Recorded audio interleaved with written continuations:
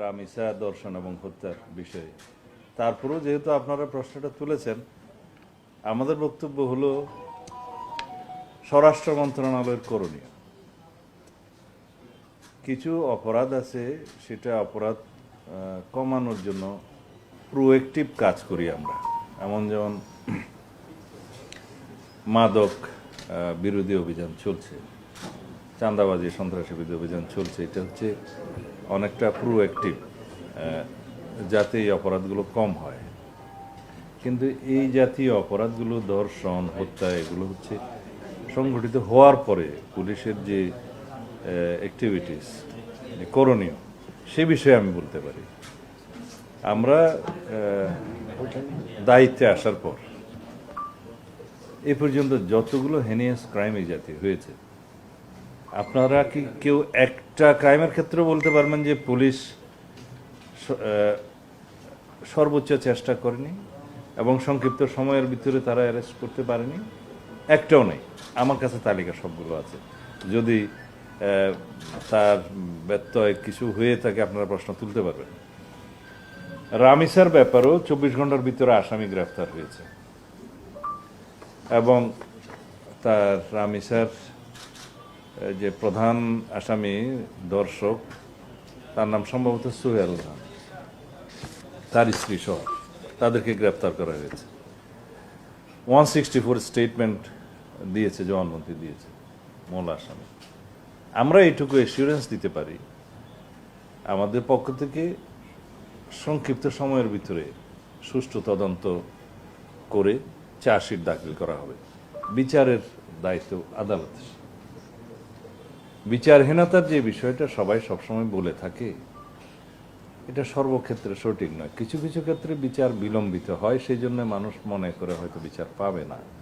কিন্তু এই জাতীয় ক্রাইমগুলো আমি ইন্টারিম গভর্নমেন্টের সময়ও দেখেছি। আমি তাদেরকে কৃতিত্ব দিতে চাই। সেই সময়েও এই জাতীয় কয়েকটা ঘটনা হলে হেনিয়াস ক্রাইমের সংক্ষিপ্ত সময়ের ভিতরে আইনি ব্যবস্থা, বিচারিক ব্যবস্থা তারা গ্রহণ করেছে। এই ক্ষেত্রেও আমি এইটুকু এসিউরেন্স দিতে পারি যে সম্ভাব্য সংক্ষিপ্ত সময়ের ভিতরে একটা দৃষ্টান্তমূলক বিচার সম্পন্ন হবে। সাজার কথা তো আমি বলতে পারবো না। অন্যান্য যে সমস্ত বিষয় এখানে আমি বলতে পারি, যেমন আমরা দায়িত্ব নেওয়ার পর তনু হত্যা মামলাটি সহ আরও কিছু মামলা আমরা লিস্টেড করেছি, যেগুলো অনেকটা দীর্ঘদিন যাবৎ বিচারিক প্রক্রিয়ার মধ্যে আনতে সক্ষম হয় নাই। সেগুলো আমরা অ্যাড্রেস করেছি। যেমন তনু হত্যা মামলার একজন আসামি আমরা অ্যারেস্ট করে তার সাথে ডিএনএ ম্যাচিং করার বিষয়টা এখন প্রক্রিয়ায়। আরও 2 জন আসামি আছে। ইতিমধ্যে আরও একজন আসামির শনাক্ত করা গেছে, যার রক্ত পাওয়া গেছে। ডিএনএ টেস্টে 3 জনের স্পার্ম পাওয়া গেছে খুব সম্ভবত। এগুলো মিলিয়ে দেখা হচ্ছে এবং আশা করি এটা ন্যায় বিচার প্রতিষ্ঠা করা যাবে। এছাড়া কুমিল্লা সংঘবদ্ধভাবে যে একটা ধর্ষণের ঘটনা হয়েছে, সব আসামিকে গ্রেফতার করা হয়েছে। তারপরে বগুড়ার তরুণী ধর্ষণের বিষয়ে আমরা সংক্ষিপ্ত সময়ের মধ্যেই এগুলো সব আসামিকে হাতে নাতে গ্রেফতার করা হয়েছে। কাপাসিয়ায় 5 খুনের ঘটনায় তাদেরকে গ্রেফতার করতে আমরা সক্ষম হয়েছি। ঢাকার মান্ডায় প্রবাসী হত্যাকাণ্ডের বিষয়েও এই হত্যাকাণ্ডে জড়িত থাকার অভিযোগে 2 জন নারীকে গ্রেফতার করা হয়েছে। এছাড়া বিভিন্ন সময়ে আমাদের যে অভিযান, চিরুনি অভিযান, সেটা ডিএমপির এখানে ঢাকা মেট্রোপলিটন পুলিশের মিরপুরে, তারপর অস্ত্র মাদক উদ্ধার অভিযান মোহাম্মদপুর ও শেরেবাংলা নগরে, তারপরে আমাদের মে মাসের প্রথম সপ্তাহে ঢাকার মোহাম্মদপুর, শেরেবাংলা নগর, আদাবর এলাকায় যে ব্লক রিট চলছে, সেটা আমরা এখানে সফলতা অর্জন করেছি। পেশাদার অনেক অপরাধীকে আমরা গ্রেফতার করতে সক্ষম হয়েছি এবং অনেকেই দীর্ঘদিন যাবৎ আইনের চোখে ধুলো দিয়ে যেভাবে পালিয়েছিল তাদেরকেও আমরা গ্রেফতার করতে সক্ষম হয়েছি।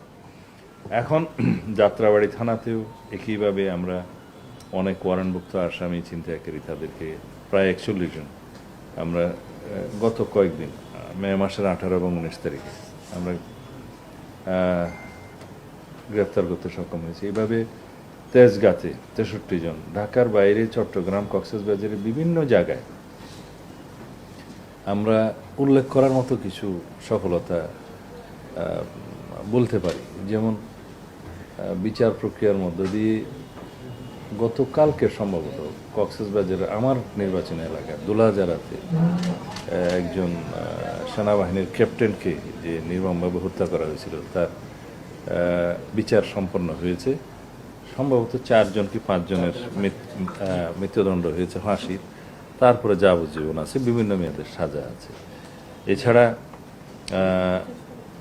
উখিয়া টেকনাফেও র্যাব 15 অভিযান চালিয়ে বিভিন্ন মামলায় পলাতক দীর্ঘদিনের আসামি অনেককেই গ্রেফতার করেছে। আর বলা যায় আইনশৃঙ্খলা এটা সমুন্নত রাখার জন্য দেশের জননিরাপত্তা এবং জনপ্রত্যাশা অনুযায়ী শান্তি নিশ্চিত করার জন্য যা যা কিছু করার দরকার আমরা করার চেষ্টা করছি। আর পুলিশ সিস্টেমের মধ্যে আমরা অনেক রিফর্ম, অনেক সংস্কার করার চেষ্টা করছি। আমাদের অনেক কিছু করার বাকি আছে, সেটা আমরা মানি, কিন্তু সরকারের বয়স তো প্রায় 3 মাস। তো 3 মাসে আমরা কেবল সব কিছু রিফর্ম করে সুষ্ঠুভাবে সামনের দিনে কিভাবে আমরা কাজ করব, এই পলিসিগুলো, এই সিদ্ধান্তগুলো নিতেই সময় লাগে। তার মধ্যে আমরা যে অ্যাকশনটা করেছি, আশা করি আপনারা কষ্ট করে সেটার কৃতিত্ব দিতে পারবেন আমাদের। ধন্যবাদ। এই জিনিসগুলোতে ভালো আছে, কিন্তু এই টোটাল ইস্যুগুলোতে যে এক্সিস্টিং ল আছে তা কি যথেষ্ট মনে করেন কিনা আপনি? আর প্রকাশ্যে এই ধরনের অপরাধীদের শাস্তিটা প্রকাশ্যে এক্সিকিউট করার জন্য বিভিন্নভাবে দাবি উঠছে, যদিও বা এটা অনেক ক্ষেত্রে সমর্থনযোগ্য নয়, কিন্তু আমরা এখন মধ্যযুগে নাই, আমরা আধুনিক যুগে।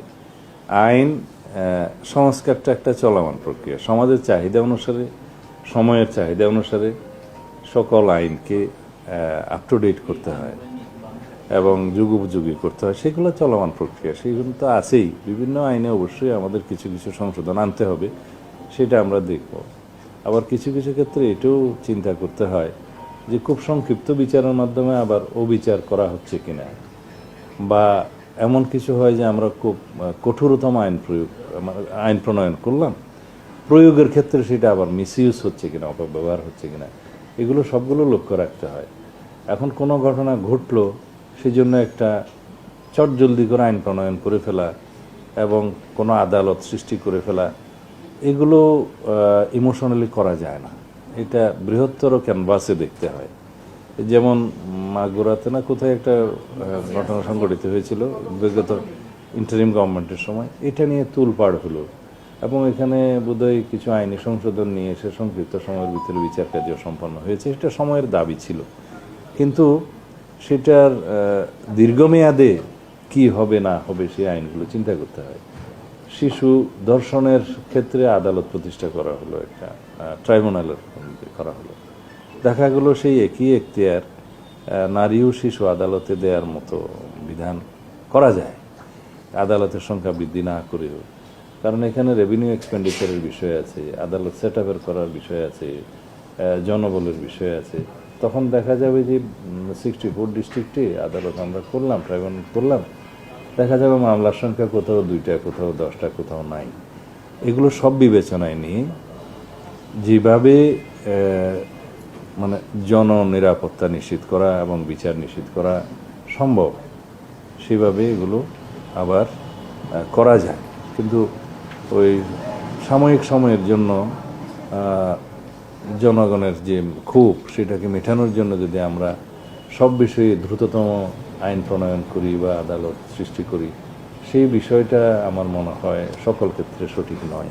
প্রধানমন্ত্রী, একটা বিষয় হলো আপনি আপনার বক্তব্যে বলেছেন যে রামিশা এই হত্যা মামলা সংক্ষিপ্ত সময়ে তদন্ত করে অভিযোগ দায়ের করবেন। আপনি কি কোনো নির্দিষ্ট টাইম বলবেন যে এই কদিন? না, আমার কাছে আজকে পুলিশ ডিপার্টমেন্ট থেকে যে কাগজটা দিয়েছে তাতে আমি 164-এর যে ভাষাটা দেখেছি, 164 স্টেটমেন্টে, তাতে করে মূল আসামি তার যে সহযোগী আসামি তার স্ত্রীকে সহ এখানে যে স্টেটমেন্টটা দিয়েছে, তাতে করে on the basis of this 164 statement এবং আরও সংক্ষিপ্ত তদন্ত যেটা করতে হয় করে চার্জশিট দাখিল করাটা খুব বেশি দিন লাগবে না। তো সেই ক্ষেত্রে আদালতের কিছু প্রসিজিওর আছে, আসামি পক্ষের আইনি অধিকার আছে, তারা আদালতে হয়তো তার আইনজীবী সময় নেবে, এগুলো সব কিছু বিবেচনায় নিতে হবে। আমরা দেখেছি যে চার্জশিট কাজ না, চার্জশিটের ক্ষেত্রে তো আমি বললাম যে আমাদের কাজটা আমরা দ্রুততম সময়ের ভিতরে দিতে পারবো, যেহেতু আসামি হচ্ছে দুইজন, একজন মূল আসামি আর একজন তার স্ত্রী সহযোগী, তাকে পলায়নে সহযোগিতা করেছে। তো সেই ক্ষেত্রে দুইজনকেই অ্যারেস্ট করা হয়েছে, মূল আসামি 164 করেছে। এখন এর ভিত্তিতে চার্জশিট দেওয়াটা খুব বেশি সময় লাগবে না, আনুমানিক কয়দিন? এটা তো তদন্তকারী কর্মকর্তা বলবে। মাননীয় মন্ত্রী, গতকাল পশ্চিমবঙ্গে যে বিতর্কিত যে নাগরিকত্ব যে আইন সিএএ কার্যকর হয়েছে, এটার সাথে কি সম্পর্ক? না, মাননীয় মন্ত্রী সমসাময়িক কিছু বলা হচ্ছে, আপনি স্বরাষ্ট্রমন্ত্রী, এজন্যই প্রশ্নটা রাখছেন। সমসাময়িক বলেছে নাকি? আমাদেরকে সেরকমই বলা হয়েছে, আচ্ছা। সমসাময়িক ইস্যুও থাকে।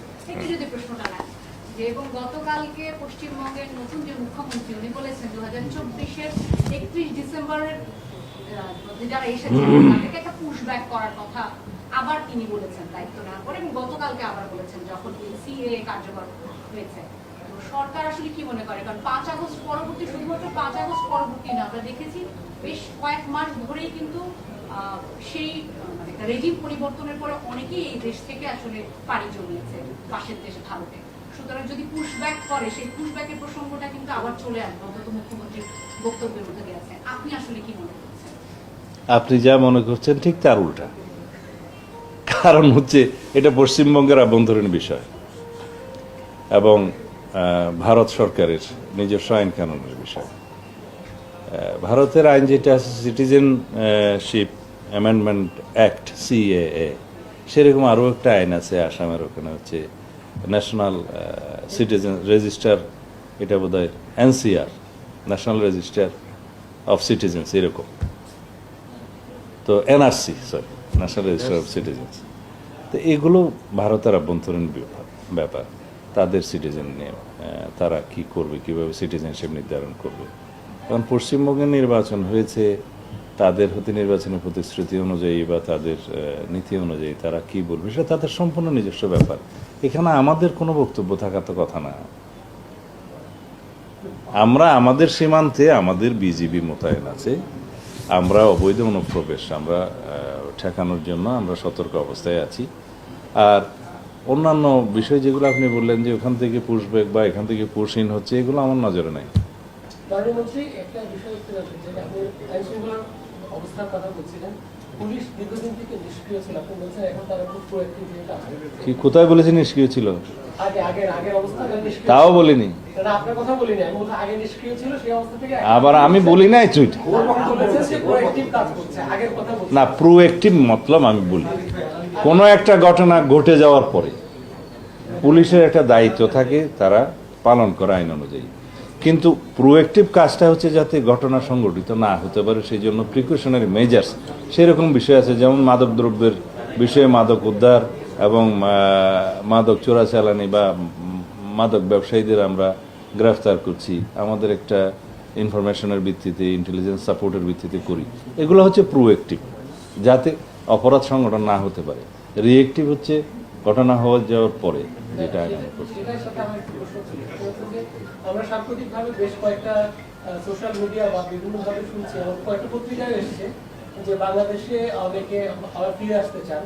এই অবস্থায় বিভিন্ন জায়গায় আমরা দেখছি যে বিভিন্ন সরিষা মিছিল হচ্ছে, পরিস্থিতি বিভিন্ন জায়গায় কিন্তু কিছুটা অবনতি হচ্ছে। এই জায়গাটা কে ফিরে আসতে চান? এর আগে যিনি চলে গেছেন বাংলাদেশ থেকে, কে নাম বলেন। এর আগে যে প্রধানমন্ত্রী শেখ হাসিনা ছিল, হ্যাঁ, তার বিভিন্ন মাধ্যমে সে বক্তব্যগুলো কিন্তু বিভিন্ন মিডিয়ায় কিন্তু উঠে আসছে। এইভাবে প্রশ্ন না করে আগে সেটা কি আপনারা এই বিভিন্ন মিডিয়াগুলো যে এটাকে কাভারেজ দিচ্ছে, একই সাথে বিভিন্ন জায়গায় যে ঝটিকা মিছিল হচ্ছে এবং তার ফিরে আসার যে কার্যক্রমগুলো সেগুলো আপনারা অবজার্ভ করছেন কিনা? কে ফিরে আসার কার্যক্রম? আমরা তো তাকে ফেরত চাই, আইনিভাবে চাই। পররাষ্ট্র মন্ত্রণালয়ের মাধ্যমে আমরা অনুরোধ করেছি, এক্সট্রাডিশন চুক্তি অনুসারে অনুরোধ করেছি, আমরা শেখ হাসিনাকে ফেরত চাই এবং আমরা চাই তিনি মামলার ফেস করব। তো এখন যদি কেউ বলে আসতে চায়, আমরা তো তাকে চাচ্ছি ফেরত। মাননীয় মন্ত্রী, আমার প্রশ্নটা যেটা ছিল, আমরা জানি যে কোনো সাজাপ্রাপ্ত আসামির বক্তব্য গণমাধ্যমে প্রচারের ক্ষেত্রে একটি বিধিনিষেধ আছে। আমি যতটুকু জানি তারেক রহমানের বেলায় কোনো গণমাধ্যম তার বক্তব্য এভাবে প্রচার করতে পারেনি। এখন আমরা রিসেন্টলি দেখছি যে শেখ হাসিনা যখন কোনো বিবৃতি দেয় সেটা গণমাধ্যম খুব সুন্দরভাবে প্রচার করে। এটাকে কোনো বিদেশি কি তুলে নেওয়া হয়েছে কিনা, অথবা এটার আইনটা কি? এরকম বিধিনিষেধ আছে বলে আমার জানা নেই। এখন যদি কোনো গণমাধ্যম কোনো বক্তব্য প্রচার করে থাকে, আদালতের যদি কোনো নিষেধাজ্ঞা না থাকে সেই ব্যক্তির বক্তব্য প্রচারের, সেক্ষেত্রে পারে। কারণ আদালতের নিষেধাজ্ঞা আছে কিনা আমি সে জানি না। আছে। আমরা দেখেছি যে এরকম আমাদের আদালতের নিষেধাজ্ঞা থাকলে সেটা গণমাধ্যমের ফলো করা উচিত।